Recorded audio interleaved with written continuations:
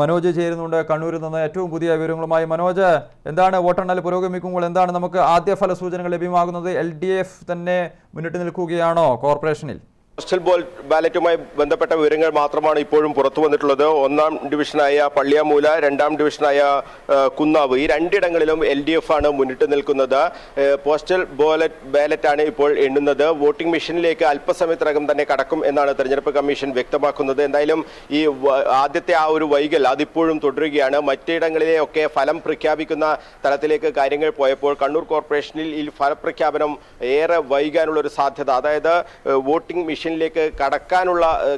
കടന്നില്ല എന്നുള്ളതാണ് ഇതിൽ ഏറ്റവും ശ്രദ്ധേയമായ കാര്യം. ആദ്യത്തെ ഫലം വരാൻ പോകുന്നത് എന്തായാലും പള്ളിയാമൂലയിലായിരിക്കും. നമുക്കറിയാം, പള്ളിയാമൂലയിൽ വളരെ ശ്രദ്ധേയമായ ഒരു മത്സരമാണ് നടന്നത്. PK രാഗേഷ് വിഭാഗത്തിന്റെ നോമിനിയായ KP അനിത അവിടെ മത്സരിക്കുന്നു എന്നുള്ളത് തന്നെയാണ് പള്ളിയാമൂലയെ ശ്രദ്ധേയമാക്കുന്നത്. UDFന്റെ എക്കാലത്തെയും പ്രധാനപ്പെട്ട ഒരു കോട്ട എന്ന് തന്നെ നമുക്ക് വിശേഷിപ്പിക്കാൻ കഴിയുന്ന ഡിവിഷനാണ് പള്ളിയാമൂല. ആ പള്ളിയാമൂലയിൽ KP അനിത ഇപ്പോൾ പോസ്റ്റൽ ബാലറ്റിൽ മുന്നിട്ട് നിൽക്കുന്നുണ്ട്. അപ്പോൾ പോസ്റ്റൽ വോട്ട് പോലും KP അനിതക്ക് അനുകൂലമായി വരുന്ന ഒരു സാഹചര്യം ഉണ്ടാകുമ്പോൾ അതൊരു ട്രെൻഡായി കണക്കാക്കാൻ കഴിയുമോ എന്നുള്ളൊരു ചർച്ചകളൊക്കെ രാഷ്ട്രീയ കേന്ദ്രങ്ങളിൽ നടന്നിട്ടുണ്ട്. എന്തായാലും വളരെ ശ്രദ്ധാകേന്ദ്രമാണ് പള്ളിയാമൂല. അവിടുത്തെ വിജയം എന്ന് പറയുന്നത് ഏവരെയും UDFനെ സംബന്ധിച്ചിടത്തോളം ഏറെ നിർണായകമാണ്. കാരണം UDF അവരുടെ ഏറ്റവും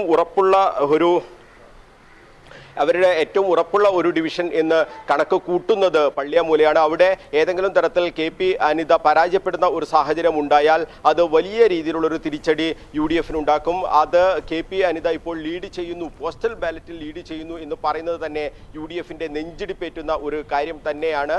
എന്തായാലും വോട്ടെണ്ണൽ ഈ ഇലക്ട്രോണിക് വോട്ടിംഗ് മെഷീനിലേക്ക് പോകുമ്പോൾ ഏത് തരത്തിലായിരിക്കും അത് പ്രതിഫലിക്കുക തുടങ്ങിയ കാര്യങ്ങളൊക്കെയാണ് എല്ലാവരും ഉറ്റുനോക്കുന്നത്. കുന്നാവിൽ LDFന്റെ സിറ്റിംഗ് സീറ്റാണ് കുന്നാവിലും ശക്തമായ മത്സരമാണ് ഇത്തവണ നടന്നിട്ടുള്ളത്. പക്ഷേ LDF ഉറപ്പിച്ച ഒരു ഡിവിഷനാണ് കുന്നാവിൽ പോസ്റ്റൽ ബാലറ്റിലും LDF തന്നെ മുന്നിട്ട് നിൽക്കുന്നു. വലിയ ആശ്വാസമാണ് LDFനെ സംബന്ധിച്ചിടത്തോളം. കണ്ണൂർ കോർപ്പറേഷൻ പിടിക്കും എന്ന് LDF ഇത്തവണ ആത്മവിശ്വാസത്തോട് പറഞ്ഞത്.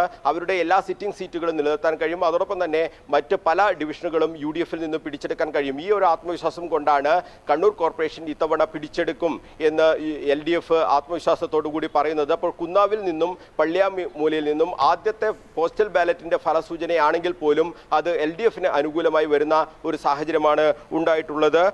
നമ്മുടെ ജില്ലയിലെ മൊത്തത്തിലുള്ളൊരു അവസ്ഥ നോക്കുകയാണെങ്കിൽ മൊത്തം ഒരു LDFന് അനുകൂലമായ ഒരു സാഹചര്യം ആദ്യത്തെ ഈ പോസ്റ്റൽ ബാലറ്റ് എണ്ണുമ്പോഴും അതോടൊപ്പം തന്നെ ചില ഡിവിഷനുകളൊക്കെ ഇലക്ട്രോണിക് വോട്ടിംഗ് മെഷീനിലേക്ക് കടന്നപ്പോഴും ഒക്കെ കാണാൻ കഴിയുന്നുണ്ട്. അതിൽ ഏറ്റവും പ്രധാനപ്പെട്ടതാണ് തളിപ്പറമ്പ് നഗരസഭ, അതോടൊപ്പം തന്നെ പാനൂർ നഗരസഭ. ഇതൊക്കെ UDF ഭരിക്കുന്ന നഗരസഭകളാണ്. ആ നഗരസഭകളിലും ആദ്യത്തെ ഒരു ട്രെൻഡ് LDFന് അനുകൂലമായി വന്നിട്ടുണ്ട്. പക്ഷേ അത് ഏത് തരത്തിൽ നിലനിർത്താൻ കഴിയുമോ LDFന്, അവിടെയൊക്കെ ഭരണം പിടിക്കാൻ കഴിയുമോ എന്നുള്ളത് നമുക്ക് കാത്തിരുന്ന് കാണേണ്ട ഒരു സാഹചര്യം തന്നെയാണുള്ളത്. അർജുൻ.